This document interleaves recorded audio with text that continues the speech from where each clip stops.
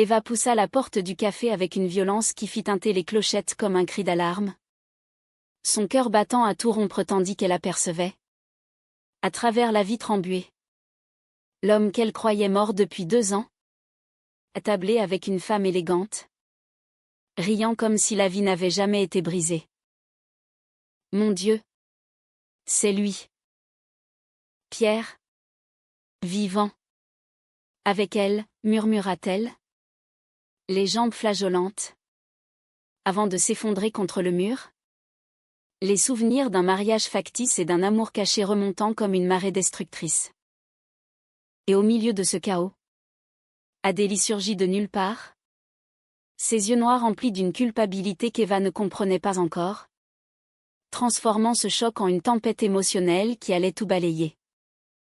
Eva avait toujours cru que sa vie à Barcelona était une renaissance.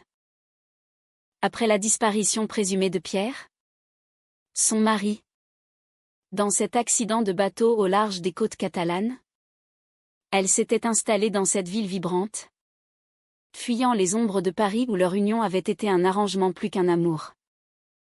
Pierre, un homme d'affaires français ambitieux, avait épousé Eva pour masquer ses propres secrets des affaires louches et une vie parallèle qu'elle avait soupçonnée sans jamais oser creuser. Elle, de son côté, cachait son inclination pour les femmes.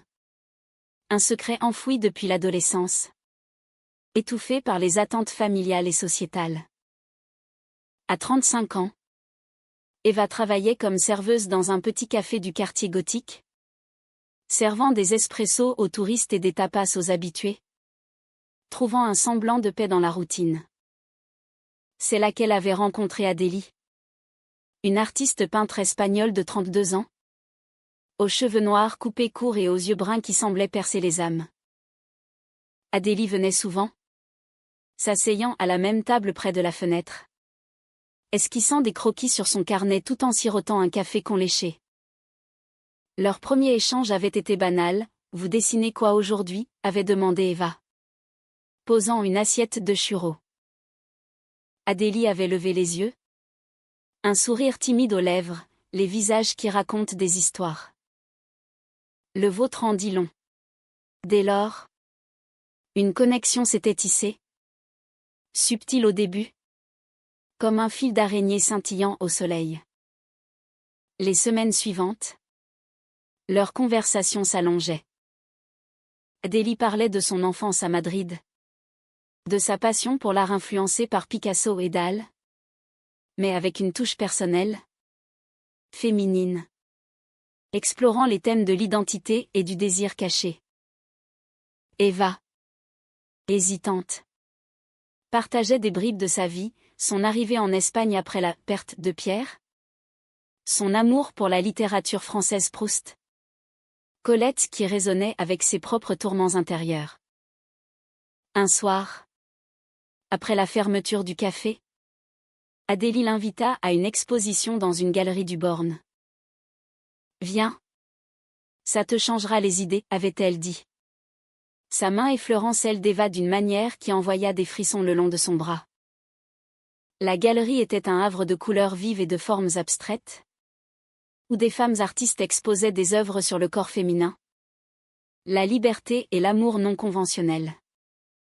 Eva se sentit vivante pour la première fois depuis des années.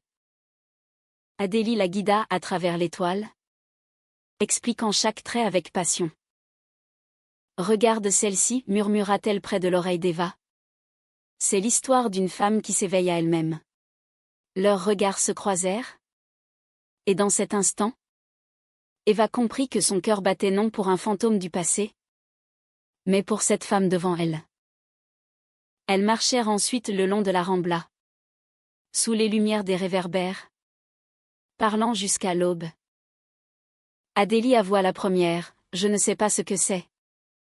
Mais avec toi, je me sens comprise. » Eva, les larmes aux yeux, répondit, « Moi aussi. Pour la première fois, je me sens libre. » Leur relation s'épanouit en secret, comme une fleur nocturne. Des rendez-vous volés dans des parcs ombragés, Des baisers passionnés dans des ruelles étroites du Bari gothique. Des nuits entières à explorer leur corps et leurs âmes. Adélie introduisit Eva dans un monde de luxe discret, des dîners dans des restaurants étoilés. Des week-ends à la Costa Brava. Financés par ses ventes d'œuvres d'art. Eva, habituée à une vie modeste, se laissa emporter par cette opulence. Mais un doute persistait. Adélie semblait toujours cacher quelque chose, des appels téléphoniques mystérieux. Des absences inexpliquées. C'est juste le travail, disait-elle avec un sourire charmeur. Un jour, alors qu'Eva rangeait le café, elle trouva un billet dans la poche d'Adélie. Oublié lors d'une visite, une adresse à Madrid. Et un nom, Pierre. Son cœur s'arrêta. Pierre? Son mari présumé mort? Elle secoua la tête, se convainquant que c'était une coïncidence. Mais le doute s'insinua. Comme un poison lent. Elle décida de suivre Adélie lors de son prochain voyage à Madrid. Prétextant une visite à une amie. Arrivée là-bas, elle vit Adélie entrer dans un hôtel luxueux. Le Ritz. Et son monde bascula. Eva attendit dans le hall de l'hôtel. Dissimulée derrière un journal. Le cœur cognant comme un tambour de guerre. Adélie apparut. Élégante dans un tailleur gris. Et se dirigea vers l'ascenseur. Eva la suivit discrètement. Montant au même étage.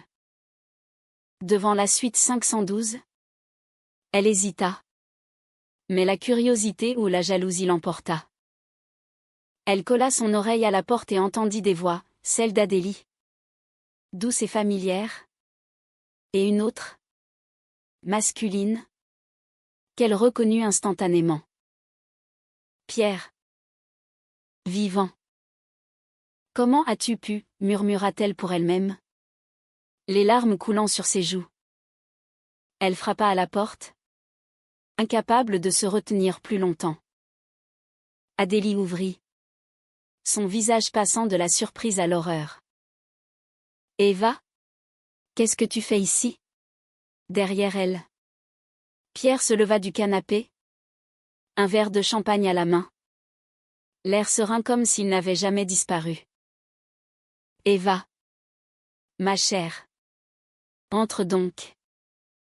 Il est temps que nous parlions. La pièce était un sanctuaire de luxe, meubles en acajou. Tapis persan. Vue sur la Plaza Mayor.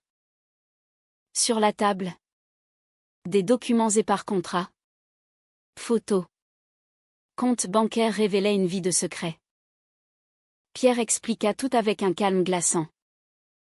L'accident de bateau avait été une mise en scène pour échapper à des créanciers et à une enquête pour fraude. Il avait simulé sa mort, emportant une fortune cachée, et s'était installé à Madrid sous une nouvelle identité. Adélie? Elle était sa complice depuis le début. Adélie m'a aidé à tout organiser, avoua-t-il. Elle est plus qu'une amie. Une partenaire. Eva se tourna vers Adélie. Le cœur brisé. Toi. Tu savais qu'il était vivant? Et nous? Notre amour? Adélie baissa les yeux. La voix tremblante, je t'aime. Eva. Vraiment. Mais Pierre. C'était pour l'argent. Au début. Puis les choses ont changé. La trahison frappa Eva comme un coup de poignard. Adélie. Qu'elle avait aimé si profondément. Avait été impliquée dans la disparition de Pierre. Pire. Elle avait maintenu le contact avec lui. Partageant des secrets pendant que Eva pleurait un mari fantôme.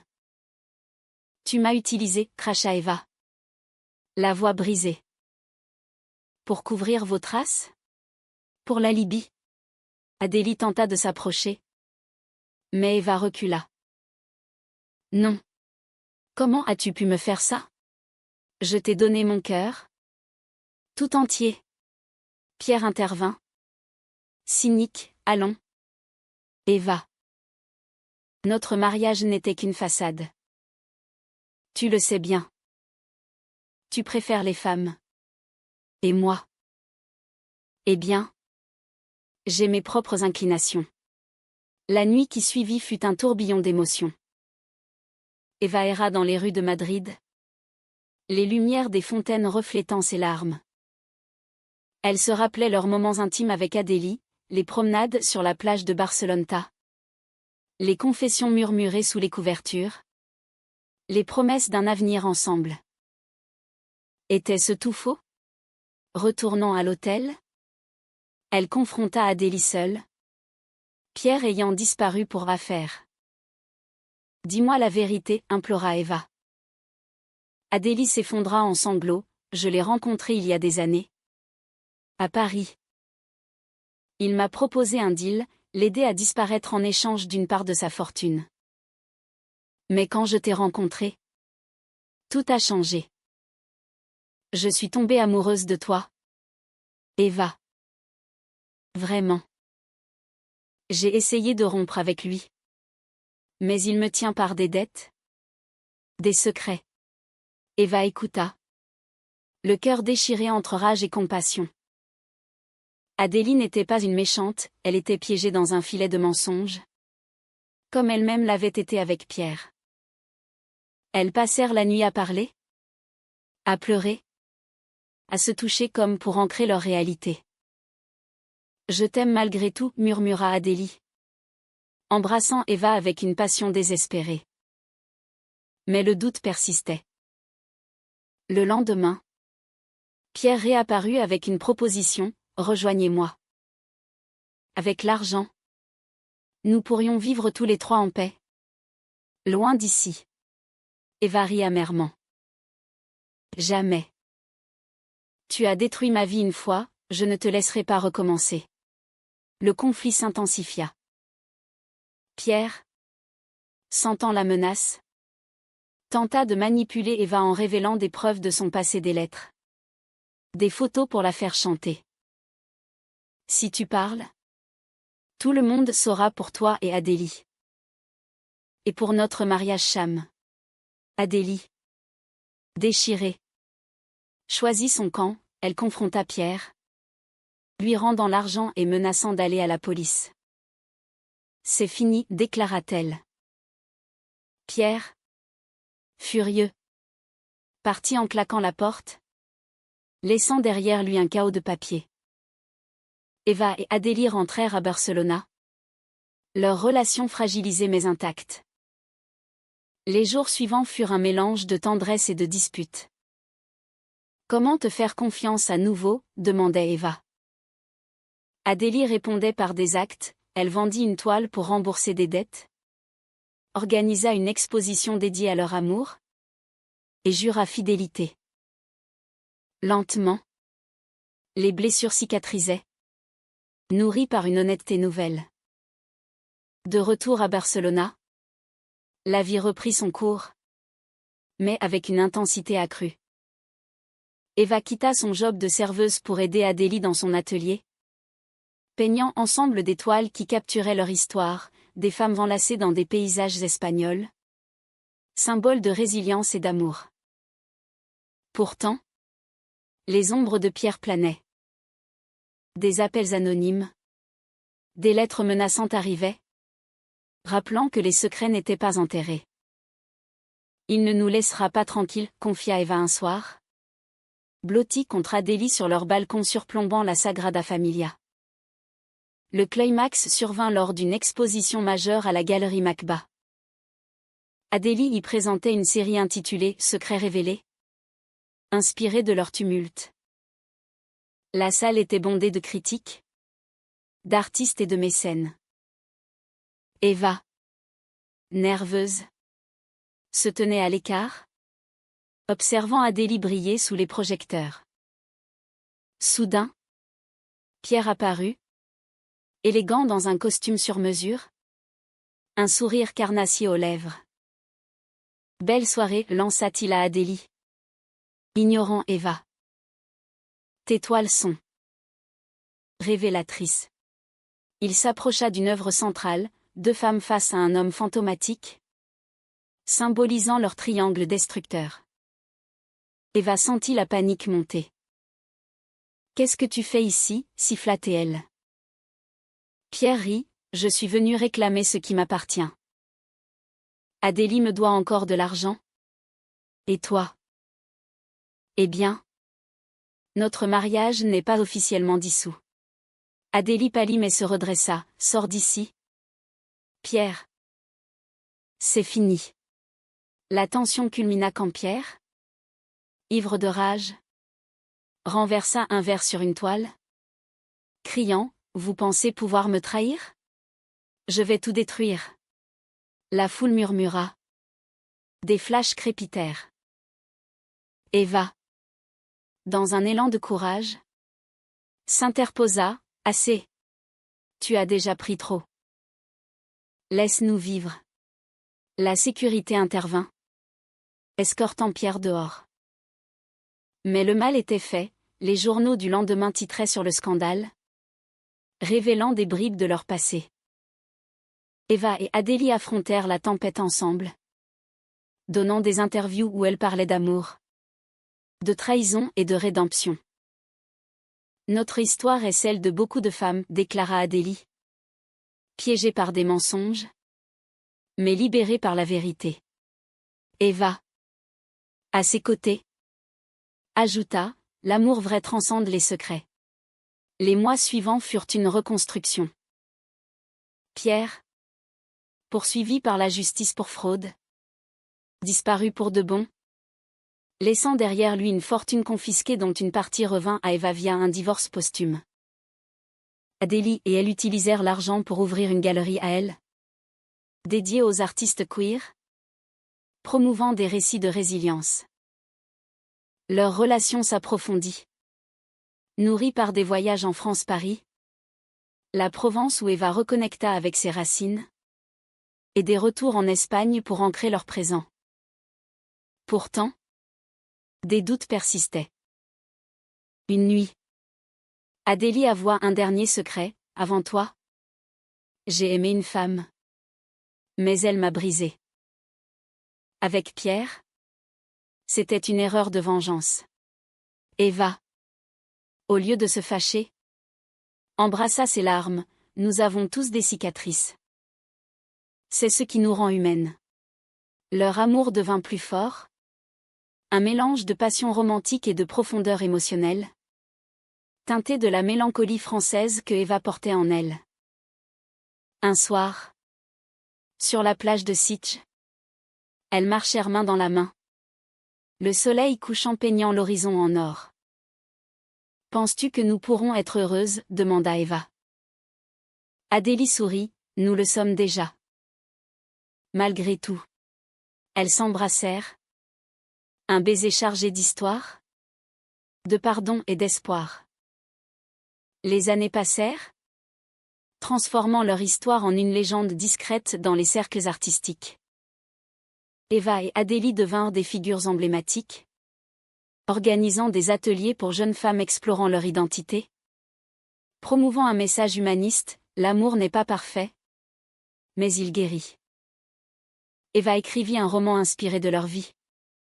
Secret au soleil, qui devint un best-seller en France et en Espagne, touchant des cœurs avec sa prose poétique, évoquant les rues pavées de Barcelona et les cœurs brisés qui se raccommodent. Pourtant, le passé ressurgit une dernière fois. Un lettre arriva. De Pierre. Depuis un pays lointain, je regrette. Vivez votre vie. Eva la brûla, symbolisant la fin d'un chapitre. Adélie, enceinte via une insémination, un enfant qu'elles élèveraient ensemble posa sa main sur le ventre arrondi. Notre famille commence ici.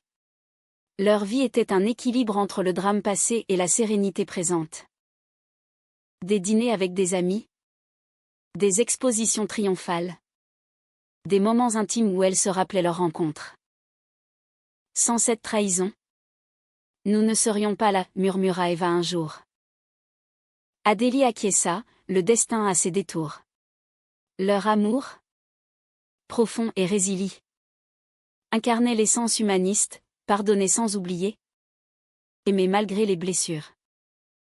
À Barcelona, sous le soleil éternel, elles vécurent une fin heureuse, non sans mélancolie, rappelant que la vie, comme l'art, est faite de contrastes. Dans les rues animées, Eva servait encore parfois au café, pour le plaisir, rappelant ses racines modestes.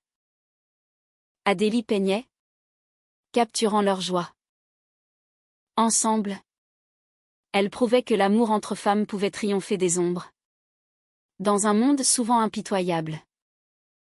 Et ainsi, leur histoire se concluait.